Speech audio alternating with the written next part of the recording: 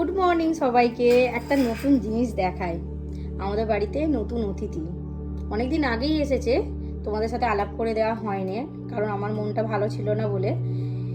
দেখেছো, প্রতিদিন সকালবেলা ঘুম থেকে উঠে আমার ড্রেসিং টেবিলে এসে আয়নায় ওর মুখ দেখে আর ভাবে এটা আবার কে।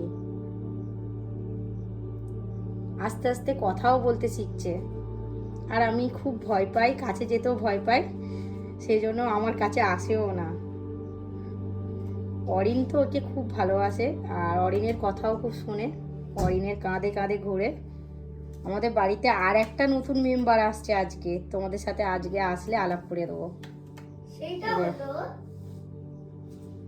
দেখেছো, প্রতিদিন সকালবেলা ঘুম থেকে উঠেই ও আয়না দেখবে আমার ড্রেসিং টেবিলে।